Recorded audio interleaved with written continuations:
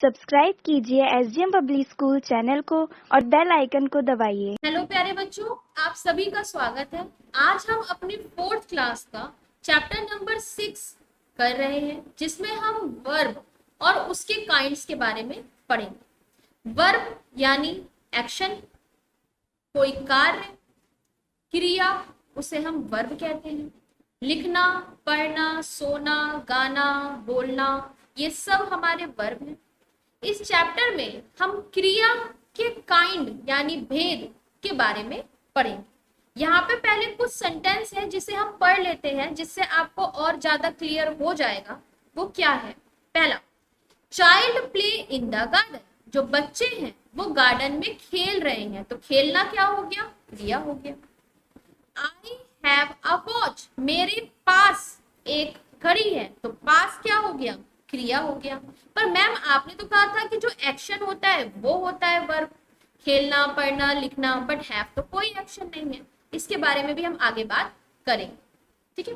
चलिए, what is verb? A verb tells what a person or thing does, what a person or thing is, or about a person or thing has. ठीक है?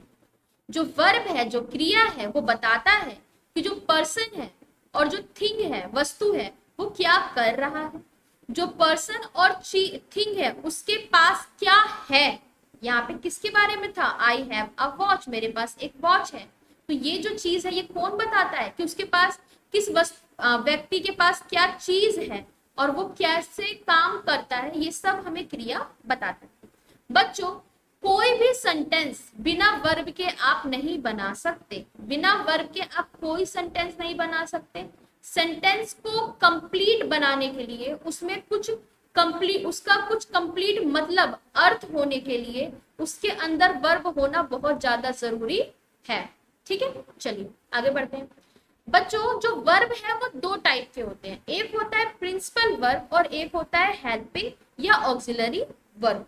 Principal verb जो main verb होती है, जैसे हो गया लिखना, पढ़ना, बोलना, घूमना, डांटना, डांस करना, स्विमिंग करना, जंप करना, सोना, ठीक है, गाली देना, ये सब जो है, ये सब क्या है? Principal verb.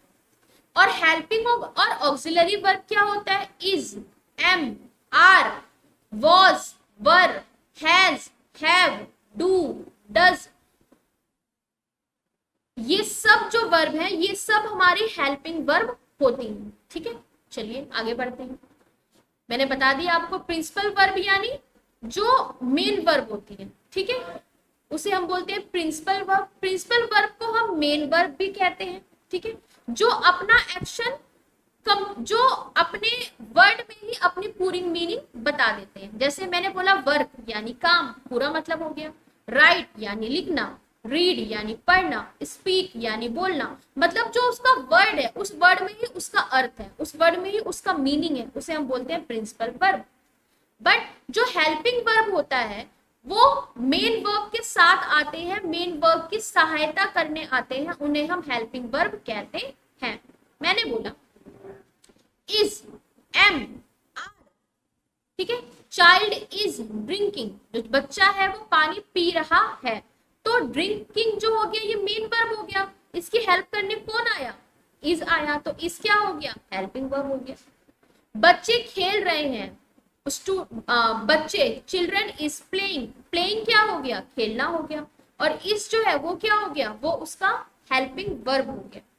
मैंने बोला मम्मी खाना बना रही हैं, मदर इज कुकिंग, कुकिंग जो है वो क्या हो गया? मेन वर्ब हो गया। और उसकी हेल्प कौन कर रहा है? इज क्या हो गया? कुकिंग क्या हो गया? मेन वर्ब हो गया। इज क्या हो गया? हेल्पिंग वर्ब हो गया। ठीक है, चलिए आगे। बच्चों, जो हमारा ऑक्सिलरी वर्ब होता है वो दो टाइप का होता है। एक होता है प्राइमरी ऑक्सिलरी और एक होता है model auxiliary. Primary auxiliary verb जो होते हैं वो होता है हमारा इज, एम, आर, वॉज, वर, ये होते हैं हमारे प्राइमरी ऑक्सिलरी वर्ब।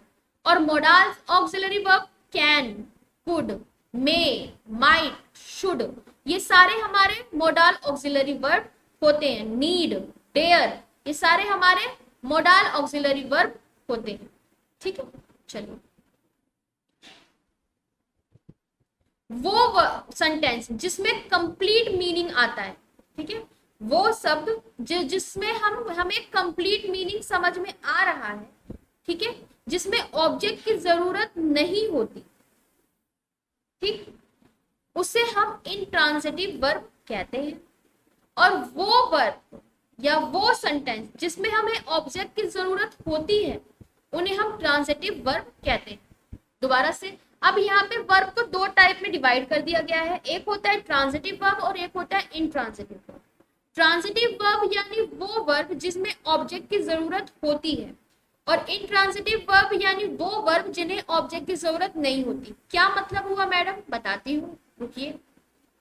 मैंने बोला बच्चे खेल रहे हैं, अब बच्चे खेल रहे हैं ये कंप्लीट सेंटेंस है, इसमें कोई ऑब्जेक्ट की जरूरत तो है नहीं, तो ये हो गया मेरा इंट्रांजिटिव वर्ब। फिर मैंने बोला कि गाय, अब गाय क्या, गाय चर रही है, गाय कहाँ चर रही है, गाय जंगल में चर रही है, ठीक है, तो ये हो गया हमारा ट्रांजिटिव वर्ब। ट्रांजिटिव वर्ब मतलब जिसमें ऑब्जेक्ट होगा उसे हम ट्रांजिटिव वर्ब कहेंगे। जैसे मैंने बोला मून शाइन, अब मून शाइन कर रहा है पर इसमें ऑब्जेक्ट तो नहीं है, मून शाइन कर रहा है, तो ये हो गया हमारा इंट्रांजिटिव, ठीक है। फिर मैंने बोला शी गोज टू टेम्पल, वो जा रही है, वो कहाँ जा रही है, वो मंदिर जा रही है, ठीक है, तो शी गोज टू टेम्पल ये हो गया हमारा ट्रांजिटिव वर्ब का एग्जाम्पल। और ही टीचेस, वो पढ़ा रहा है, ये हो गया हमारा इंट्रांजिटिव वर्ब, ठीक है। चलिए, यहाँ पे आपको कुछ वर्ड्स दिए हैं, इनको आपको forms, first form, second form, third form में बनाना है, मीन्स प्रेजेंट, पास्ट और पास्ट पार्टिसिपल में कन्वर्ट करना है। लाइक अलाउ का हो गया allowed, past participle allowed, awake अवोक awaken, answer answered answer, ठीक है, तो ये हो गए सारे हमारे वर्ब जिन्हें हम थ्री फॉर्म में कन्वर्ट करते हैं।